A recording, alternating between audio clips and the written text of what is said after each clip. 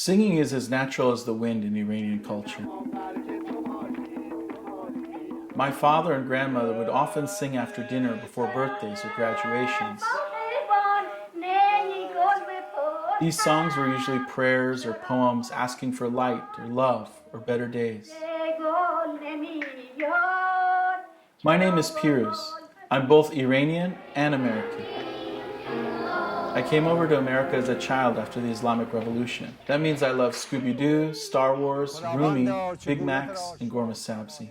Gormet sabzi is the most popular food among Iranians. It's a stew made of cilantro, parsley, onions, kidney beans, and small cubes of beef over rice.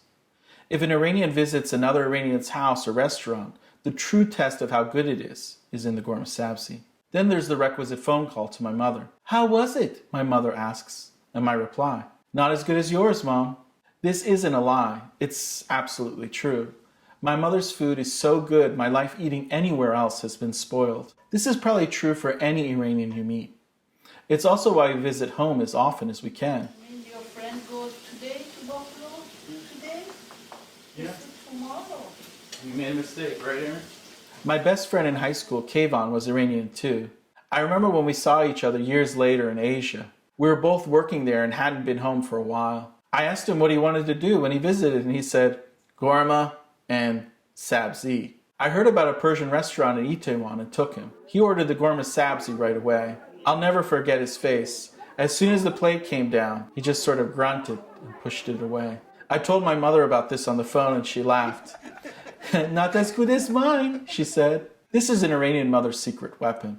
No matter where you are, you'll make it home to avoid situations like this. I wasn't always as proud of my Iranian heritage in America as I am now with gormet sabzi on my plate during quarantine. The worst was school lunches when I first came over in Indiana. My wardrobe was pretty bad too. It didn't help that my mother put my lunches in a briefcase. But there I was at Ben Franklin Elementary, a young executive in the making. As soon as I pulled out my lunch, the whole table screamed. "What's that smell?" one boy said. "What is that?" another boy said. My mother had made my favorite, Koo-Koo sabzi. This was basically parsley, cilantro, and green onions dipped in egg and fried. It was so good. My mother put them in little plastic sandwich bags, but they were usually too big for the bags and spilled over, so they weren't perfect ovals, but mashed and sad looking after the journey on the bus and first period in my briefcase. "It looks like garbage," one boy said. "He's eating garbage! He's eating garbage!" another began to sing. Then Mrs. A, the lunchroom monitor, came over. She asked what was going on and then covered her nose. "What is that?" she asked. "Koo-Koo sabzi," I said. "Koo-Koo what?" Mrs. A said. After the Koo-Koo sabzi disaster, I begged my mom for normal food. And a lunchbox.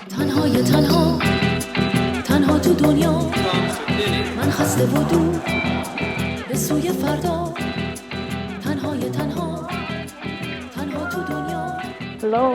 Hello, are you there? Yeah, I'm here. I'm recording you. Okay. Are you ready? Yeah, what should I say? Remember that the story I told you for you? Mm-hmm. I do it for you. And then we said that that Nina's boyfriend said